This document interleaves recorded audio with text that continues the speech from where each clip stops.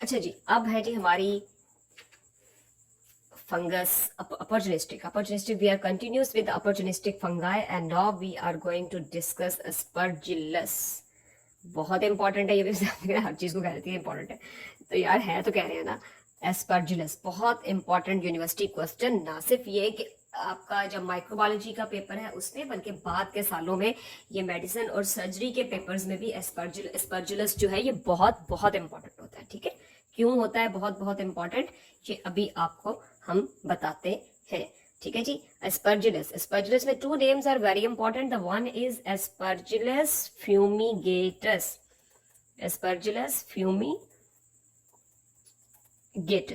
और एक को भी खत्म कर लेते हैं, बेचारा छोटा सा होता है, एस्पर्जिलस फ्लेवस।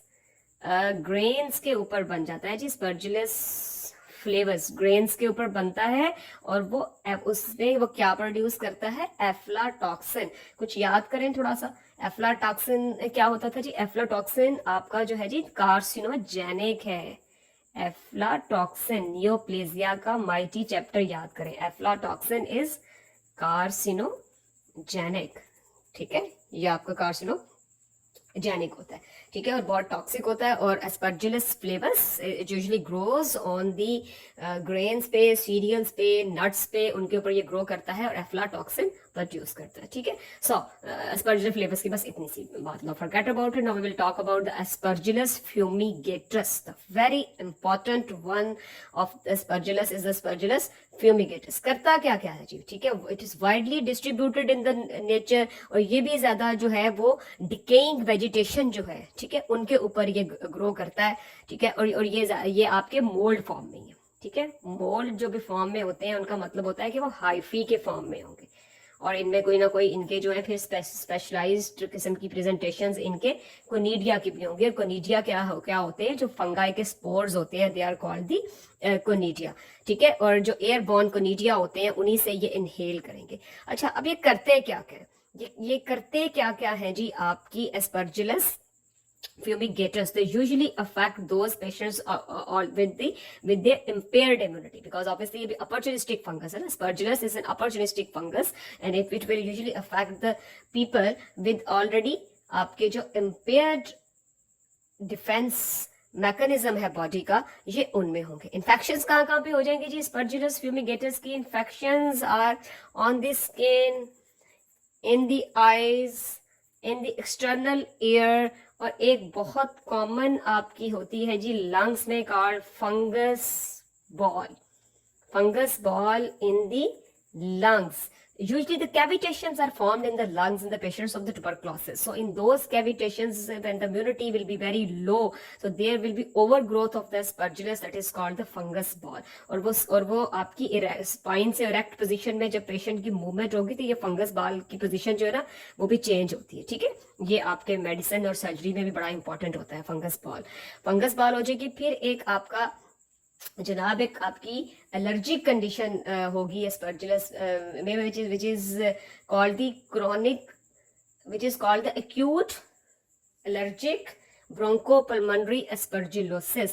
ये इसे जनाब लिखते हैं प्रॉफ में ABPA। This is the standard abbreviation. ठीक है, ये मैं भी ए को एक्यूट जो था ना वो गलत कह रही थी। ठीक है, allergic bronchopulmonary aspergillosis. What is ABPA? It is allergic bronchopulmonary aspergillosis।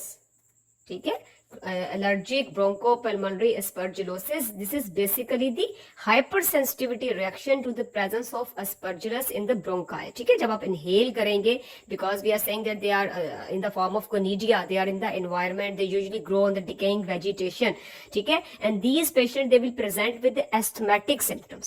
ठीक है, asthmatic symptoms के साथ वो appear करेंगे, and this specific form of asthma that is caused only by the aspergillus conidia, these are caused by the inhalation of the airborne conidia। ठीक है, obviously certain settings में और patients जो है उनकी कोई ना कोई immunity जो है वो भी उसमें कोई ना कोई फ्लॉ होगा ऑब्वियसली, ठीक है। When there will be impaired immunity, तो these clinical conditions will be only in those people who have the impaired immunity. अच्छा, अब यहाँ पे एक बड़ा इंपॉर्टेंट है, हाउ दिस, एक तो ये इनहेल होने से हो गया, ठीक है, इनहेल होने के हो गया, उसके अलावा भी कंडीशंस है, ठीक है। If there will be already some wound, a patient already having impaired immunity, then if that patient will have some wound, if that patient will have some abrasion of the skin उसको हो जाएगी, ठीक है। अगर वो Burns है जी कोई उस पेशेंट को हो रहे, और ये एक बड़ी इंपॉर्टेंट बात है, कॉर्निया, कोई हल्का सा कॉर्निया में डैमेज है, ये आई में भी यूक्यू होता है, कॉर्निया में भी there will be aspergillus fumigatus infection, ठीक है, आपके कॉर्निया में, फिर आपके पैरानेजल साइनसेस में, ये आई और ईएनटी के पेपर्स में बच्चों बहुत इंपॉर्टेंट होता है, ठीक है। Aspergillus fumigatus infection can be there in the eye, can be in the paranasal sinuses, ठीक है। It is one of the most common cause of fungal sinusitis, one of the most common cause of fungal sinusitis, ठीक है। Cornea में, paranasal sinuses में आपका fungal sinusitis हो गया। Immuno compromised patients में यूजुअली में अगर न्यूट्रोपीनिया भी है, ठीक है, तो फिर पेशेंट्स के लंग्स में भी ये बहुत इन्वेजन करेगा, देयर विल बी हेमोप्टिसिस, उनके ब्रेन में डैमेज कर देगा, तो वो बड़ी एक्सट्रीम कंडीशंस है, ठीक है। हेमोप्टिसिस क्या होता है, obviously blood in the sputum of the patient, haemoptysis में भी कर देगा, फिर पेशेंट्स के ब्रेन में भी जनाब इन्वेड कर सकता है, बहुत जनाब इसने टेंशन फैलानी है जी। न्यूट्रोपीनिया के पेशेंट हैं बेचारे, फिर अगर उनमें कैथेटराइज्ड हो जाएगा तो उनमें भी ये इन्फेक्शंस कॉज कर देगा, ठीक है।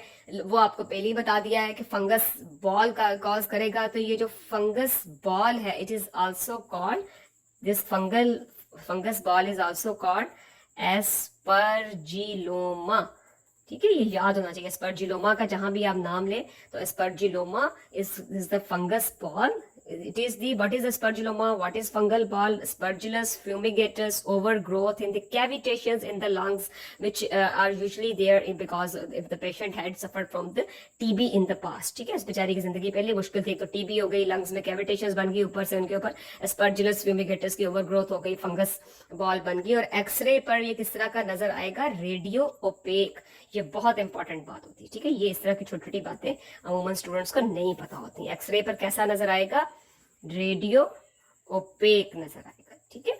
ये इसके एक्सरेस जो होते हैं ना, ये प्रॉफ में पूछ भी लेते हैं, ठीक है जी। तो ये कौन कौन सी इंफेक्शंस आपके कर रहा है जी, स्किन में कर रहा है, आईज में कर रहा है, ईयर्स में कर रहा है, एलर्जिक ब्रोंकोपल्मोनरी एस्परजिलोसिस जनाब आपके कर रहा है, कॉर्निया में कर रहा है, पैरानेजल साइनसिस में कर रहा है, फंगल साइनोसाइटिस कर रहा है, and in the extreme conditions it can cause the brain abscesses, and in the lungs it can also cause haemoptysis, ठीक है। और ये आपकी जनाबे अली आपके हमने कहा है कि ये अगर पेशेंट्स के स्किन, आईज और ईयर्स के एरियाज में एंटर होगा, एक्सटर्नल ईयर में इसकी बहुत इन्फेक्शंस हो जाएंगी, कोई वूंड है, कोई एब्रेशन है, कोई बर्न्स है, और when you will inhale the conidia of the Aspergillus fumigatus, it will lead to an just asthma like condition that will be called acute bronchopulmonary aspergillosis, ठीक है।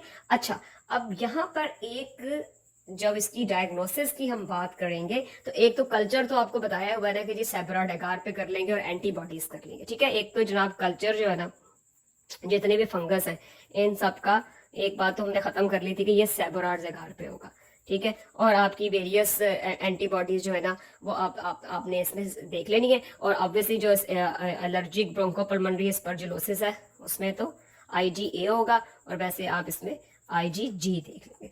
लेकिन यहाँ पे जो एग्जाम में सबसे इंपॉर्टेंट बात है, there is a comparison of the hypha of the aspergillus and mucor and rhizopus. तो ये भी बिल्कुल जैसे हमने पहले वो की थी, यीस्ट कंपेयर की थी, अब हम इनके हाइफे कंपेयर करते हैं। ये है जी म्यूकोर एंड राइजोपस, लगता है ना एलियन सी को बातें कर रहे हैं, म्यूकोर एंड राइजोपस, और ये है एस्परजिलस। एस्परजिलस है सेप्टेट हाइफा, दीज आर, ये है, ठीक है। सेप्टेट हाइफा यूजली डाइकोटमस और वी शेप्ड ब्रांचिंग, ये सेप्टेट्स होंगे इनके बीच में, ठीक है, पार्टीशंस होंगे। और म्यूकोर एंड राइजोपस की होती है ए सेप्टेट हाइफा, ठीक है, there will be no septations in the hypha, कोई इसमें पार्टीशंस नहीं होंगी और राइट एंगल पे उनकी ब्रांचिंग होगी, ठीक है। Mucor and rhizopus the aseptate hypha while the aspergillus will have the septate hypha with branching at the corner, they call the dichotomous V-shaped branching, and Mecor and Rhizopus will have the aseptate hypha with branching at the right angles, ठीक है। अच्छा, similarly जो इनके जो होंगे जनाबे अली, इनकी conidia होंगे, वो एस्परजिलस के जो कोनिडिया होते हैं ना, ये यूं करके रेडिएटिंग होते हैं, ऐसे करके, ठीक है, ये इस तरह करके होते हैं, बाहर को फूल सा बना हुआ होता है, ठीक है। वाइल जो म्यूकोर एंड राइजोपस की है ना, ये विदन अ स्पोरेंजियम, यूं करके एक स्पोरेंजियम बना हुआ होगा और उसके अंदर, मतलब वो एक कवरिंग के अंदर होंगे, that covering is called a sporangium, ठीक है। सो ये प्रॉफ में आपने ड्रॉ करना है, खाली वहां पे सेबरा डाइगर लिख के और वो आईजीजी लिख के आपकी जान नहीं छुटने वाली, ठीक है। You have to draw it in the prof, ये ड्राइंग्स बनाएंगे आप वहां पे एस्परजिलस की, और ये बहुत ज्यादा आ जाता है that how will you differentiate the Haifa and conidia of the Aspergillus from those of Mucor and Rhizopus, ठीक है। अच्छा, अब साथ ही लगे हाथों म्यूकोर एंड राइजोपस को भी खत्म कर लेते हैं। म्यूकोर और राइजोपस जो है ना, ये ऑब्वियसली ये भी एनवायरनमेंट में होता है, ठीक है, ये भी मोल्ड फॉर्म में ही होता है जो साफ नजर आ रहा है, और ये mucor and rhizopus will only affect the patient who have some serious kind of issues with their immunity, ठीक है। वो ये भी लंग्स में, अब इसमें भी ये भी पैरानेजल साइनसेस में भी कर देता है इन्फेक्शन, लंग्स में कर देता है, बर्न्स के पेशेंट्स में ये बहुत ज्यादा कर देता है, ठीक है, डायबिटीज के पेशेंट्स में और डायबिटिक कीटो एसिडोसिस के पेशेंट, ये बड़ा इंपॉर्टेंट पॉइंट है, ठीक है। डायबिटिक कीटो एसिडोसिस के पेशेंट्स में there will be the infection of the mucor and rhizopus, ये आप देखिए, ये अभी तक पहली दफा आई ये बात, ठीक है। डायबिटिक कीटो एसिडोसिस के स्पेशली जो पेशेंट्स है ना, उनमें ये इन्फेक्शन करेगा, लुकीमिया के पेशेंट्स में करेगा, बोन मैरो ट्रांसप्लांट के पेशेंट्स में करेगा, ठीक है। और एक ये आपके जनाबे अली ब्लड वेसल्स में करता है, ठीक है, ये बहुत इंपॉर्टेंट एमसीक्यू होता है। ब्लड वेसल्स के अंदर विच fungus in the immunocompromised patients, which fungus called the infection within the blood vessels and the specific area जहां पे ये करेगा, तो फिर ऑब्वियसली उससे जो डिस्टल एरिया होगा वहां पे नेक्रोसिस भी हो जाएगी, ठीक है। So these are the various characteristics of the Mecor and Rhizopus. Mecor and Rhizopus, they have the aseptate hypha, they are in the form of moulds, इनको म्यूकोर माइकोसिस, जाइगोमाइकोसिस भी कहते हैं, ठीक है। They proliferate in the walls of the blood vessels specially, ठीक है, ये बहुत इंपॉर्टेंट बात है। और ये स्पोरेंजियम एयरबॉर्न इनके कोनिडिया होंगे, उनसे ये इनहेल करेंगे। फिर डायबिटिक कीटो एसिडोसिस के पेशेंट्स में, ठीक है, बर्न्स के पेशेंट्स में ये चीजें हमने याद रखनी है, ठीक है। और पैरानेजल साइनसिस में भी ये भी कर देगी, लेकिन पैरानेजल साइनसिस में ज्यादा इंपॉर्टेंट एस्परजिलस है, ठीक है। ये भी म्यूकोर एंड राइजोपस भी कर सकते हैं, और अगर डिफरेंशियल डायग्नोसिस होगा तो फिर डिफरेंशियल डायग्नोसिस आप इधर ही करेंगे कि जब सेबरा और एगार के ऊपर उसकी ग्रोथ होगी, तो जो म्यूकोर एंड राइजोपस है, they will have the aseptate Haifa, ठीक है, while the aspergillus it will have the septate hypha at the branching, ठीक है। और इसकी भी डायग्नोसिस वही आप इसको जो है वो नॉन सेप्टेट हाइफा होंगे विद ब्रॉड इरेगुलर, इसकी जो है वो वॉल्स होंगी, ठीक है जी। और वो राइट एंगल के ऊपर उसका जो है ना, वो आपका बायोप्सी स्पेसिमेंस में नॉन सेप्टेट हाइफा आपको नजर आ जाएंगे, जिनकी राइट एंगल्स के ऊपर जो है वो ब्रांचिंग होगी, और एक स्पोरेंजियम होगा जिसके अंदर आपके जनाब उसके कोनिडिया होंगे, ठीक है। So this is all about the mucor and Rhizopus.